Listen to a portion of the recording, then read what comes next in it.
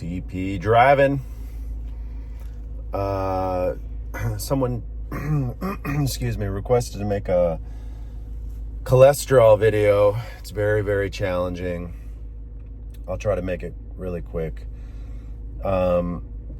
Cholesterol is a number of a theoretic risk.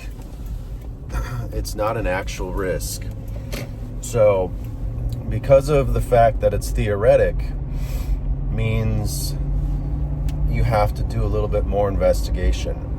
With that being said, statistically, it probably helps to treat LDL, low density lipoprotein, the bad cholesterol, only because statistically, if you lower it, you can probably keep out of heart attack and stroke mode. But the problem is the numbers are only theoretic, because just because you have high LDL or the bad cholesterol doesn't mean you're going to have a heart attack or stroke. And so why is that? I'll try to be brief. Number one, you have to know, which is almost impossible, but you can try to look for clues. But you have to know if that LDL is circulating through your vasculature and depositing into the vasculature. So you don't really know. So there's that. If it's not, then your LDL can be as high as it wants to be, and it will not do anything. So it won't do that. It won't stick. So numerous factors are involved with not sticking, such as genetics. And that's another reason, is that's why they always say to boost your HDL, or the good cholesterol, because unlike bad cholesterol, which has little teeny particles that potentially stick to the walls of your arteries, HDL, the good cholesterol, has big particles which scrub the internal linings of your arteries. So, with that being said, even having more of an HDL could scrub you out and keep you clean. Most people tout fish oil, like the omega-3s, to give you good cholesterol.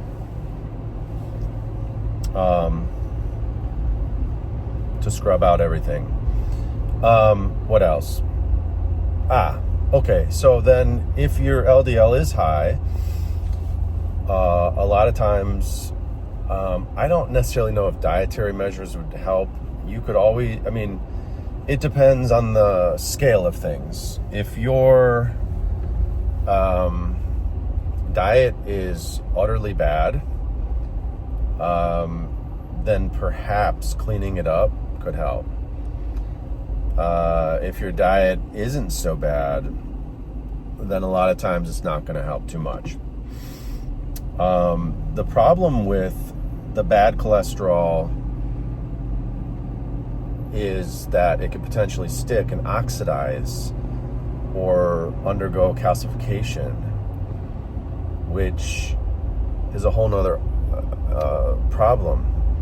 Well, there's two problems. One, if you're one of those kind of people that deposits calcium easily, aka bone spurs, gallbladder stones, kidney stones, if you have osteopenia or osteoporosis, because then the bone is sucking out of your bones and going other places. Sometimes it's utilized, sometimes it gets deposited. That could put you at a disadvantage for calcification. Also, if you are oxidizing too quickly, think of oxidation like rust. If metal gets rusty and then it turns into rust, that's oxidation. So like the same thing can happen on the inside of your arteries. Oxygen molecules mix with the cholesterol and oxidize, and then you can end up with deposits in your arteries. So if there's various genetic markers for that, etc., to know if you are a fast oxidizer or if you have the potential of oxidizing lipids. The other thing I would say, there's all sorts of tests that can check your antioxidant levels and such, which I was just going to say, like if you have low antioxidants, so those are substances like CoQ10 and all those other ones. I think grapeseed or something like that. There's a handful of them out there. If your oxidation or nutritional antioxidant levels are good, then there could be a theoretic less chance of oxidizing those lipids in your arteries and causing problems. You have to remember the main goal for cholesterol, at least from a medical point of view, is to check your risk for heart attack and stroke, because those things can seal off your arteries, and then you can develop all sorts of bad problems that could lead to your heart malfunctioning and or aneurysms or other things in the brain that can cause stroke. So that's like the main thing. So sometimes cardiologists will do angiograms, which usually involve sending stents and not stents, but tubes and other cameras and other things up into your arteries and stuff to see the level of blockage. But that's pretty invasive.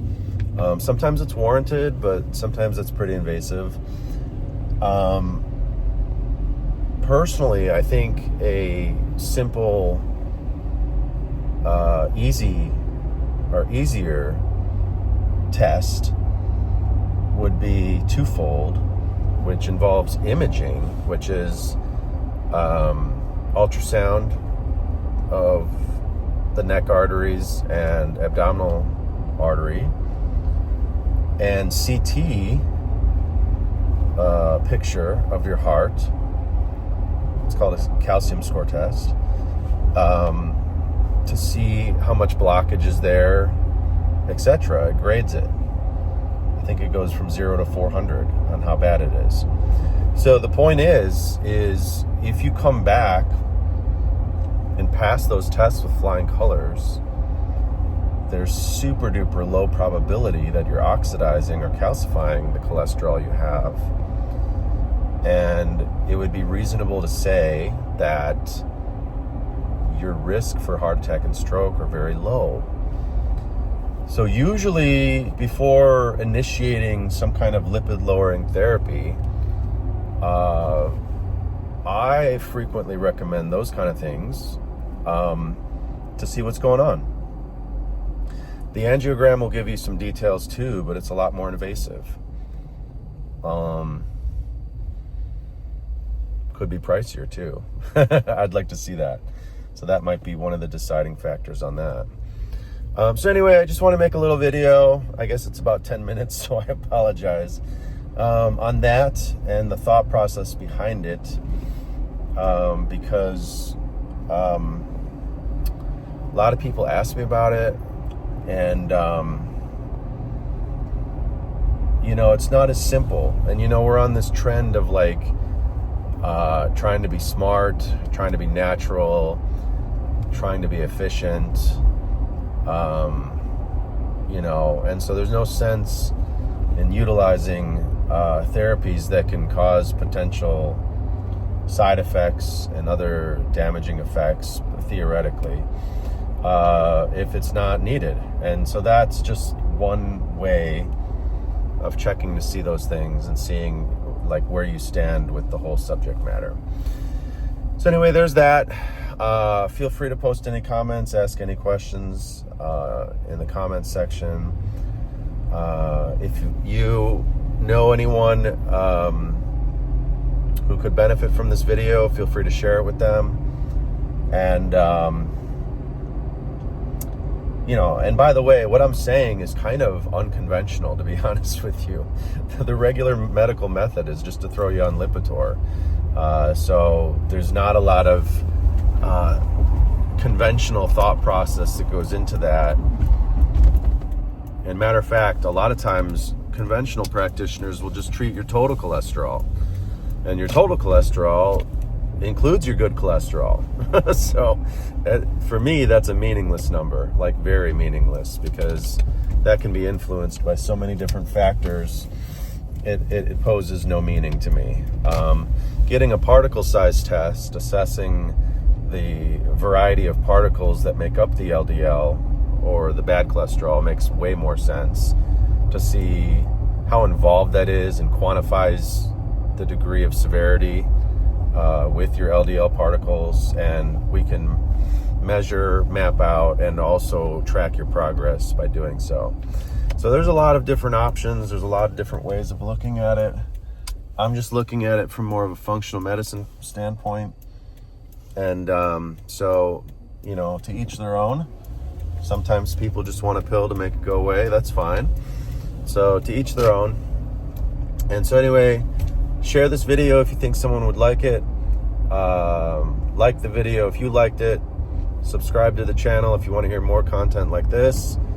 And, I made this channel because there's too many unqualified people online just doling out information. And I thought at least I could do my part as far as imparting a beneficial knowledge based on over 20 years of experience of me doing some of this stuff. So I think that's a good start, and I think it's beneficial. So, all right, guys, I'll see you next time. Have a wonderful day.